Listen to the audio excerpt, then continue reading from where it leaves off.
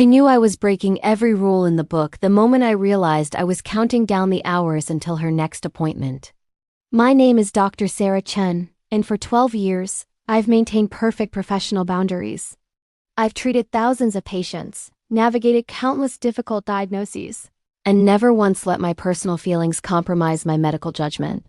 But then Mayor Rodriguez walked into my cardiology practice with a heart murmur and somehow managed to disrupt the steady rhythm of mine.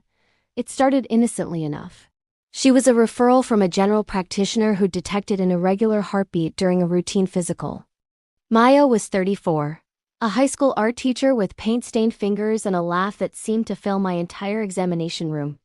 When I placed my stethoscope against her chest that first day, listening to the distinctive whoosh of mitral valve prolapse, I was completely professional, clinical, detached.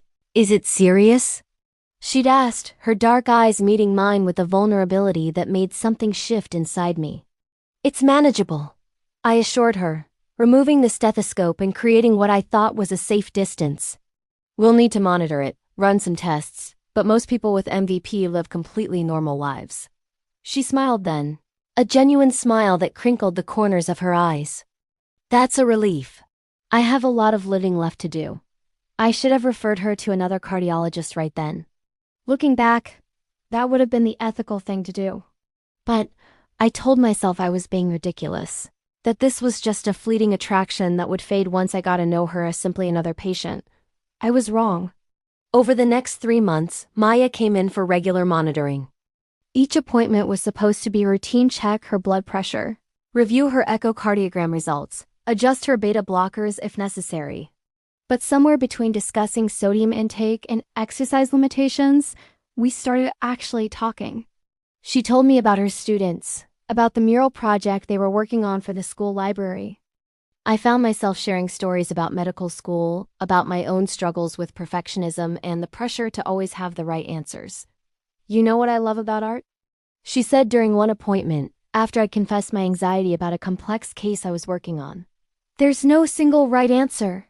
A painting can be interpreted 1,000 different ways, and they're all valid." "Medicine isn't like that," I replied, perhaps too quickly. "Lives depend on getting it right. But people aren't just bodies to be fixed, are they?" She tilted her head, studying me with an artist's attention to detail. "Sometimes the healing is in the connection, not just the prescription." I thought about her words for weeks afterward. I thought about her, period. Far more than I should have. The turning point came on a rainy Thursday in October. Maya had called the office in a panic, experiencing chest pains and shortness of breath. My medical assistant had tried to calm her down, but I'd taken the phone myself, something I rarely did. "Maya, listen to my voice," I'd said, keeping my tone steady despite my own racing heart. "I need you to describe exactly what you're feeling." As she talked me through her symptoms, I realized she was likely having a panic attack rather than a cardiac event, but I wasn't taking any chances. "I'm sending an ambulance." "I'll meet you at the hospital." I probably broke several traffic laws getting to the ER. When I found her in the examination bay, hooked up to monitors that confirmed my suspicion, her heart was fine. Structurally speaking, the relief that washed over me was far too intense for a doctor simply concerned about a patient. "I'm so embarrassed," she whispered, tears streaming down her face. I thought I was dying. Without thinking, I took her hand. It was a small gesture, one I might have made with any frightened patient, but the electricity that passed between us in that moment was undeniable. She felt it too.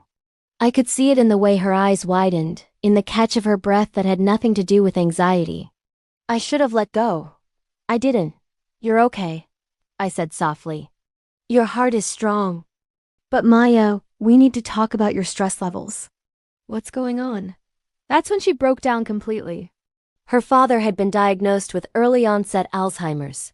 She was terrified of losing him, terrified of being alone, terrified that she was wasting her life playing it safe. The words tumbled out in a torrent, and I listened, still holding her hand, crossing every professional boundary I'd ever sworn to maintain. When she finally calmed down, she looked at our intertwined fingers and then up at me. "Dr. Chen." "Sarah," I interrupted. "When we're not in my office, you can call me Sarah." It was an invitation, and we both knew it. What followed was the most ethically complicated month of my career. I referred Maya to another cardiologist, Dr. Patterson, explaining that I had a conflict of interest. I didn't specify what kind. I cleaned out her file from my active patients, made sure all her records were transferred, and tried to convince myself that was the end of it. But Maya texted me 3 days later. Just a simple, "Thank you for everything" with a coffee cup emoji. I stared at that message for 20 minutes before responding. "You're welcome. How are you doing?" We started meeting for coffee. Neutral territory, I told myself. Just two adults getting to know each other.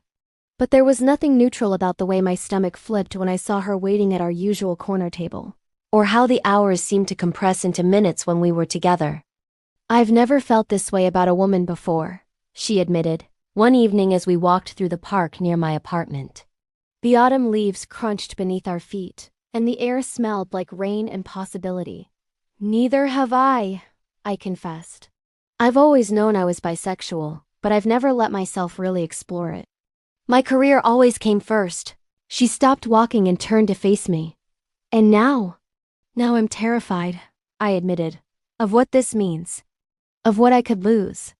Of how much I want this despite all of that." "What do you want, Sarah?" I looked at her, really looked at her. This beautiful, complicated woman who'd somehow become the most important person in my life. "I want to kiss you. I've wanted to kiss you since that day in the hospital when you held my hand like I was the one who needed saving." "Then kiss me," she whispered. And I did. Under the orange glow of streetlights, with leaves swirling around us and my heart pounding louder than any murmur I'd ever diagnosed, I kissed Maya Rodriguez and felt my entire world realign. That was 8 months ago. We've been together ever since, navigating the complexities of a relationship that started in the most unconventional way. I've been to therapy to work through my guilt about the ethical violations. Maya has been patient with my need to process everything, to examine our relationship from every angle like it's a diagnostic puzzle I need to solve.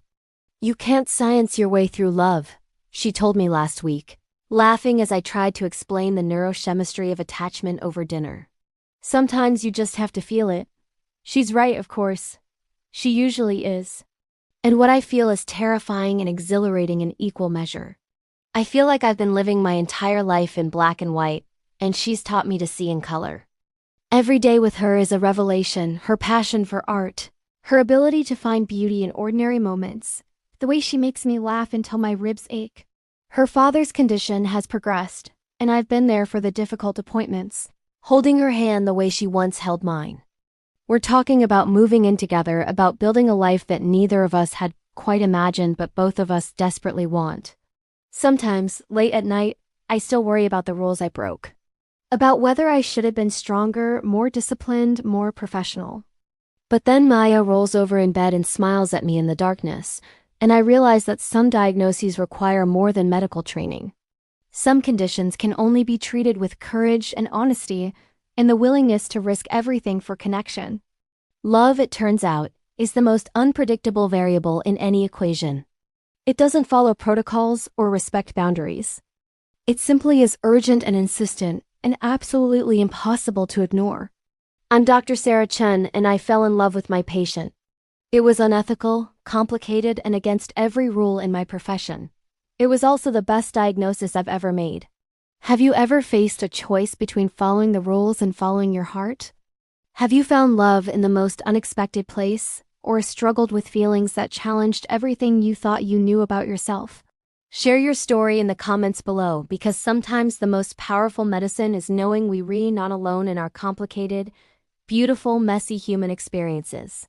Your story matters, and someone out there needs to hear it.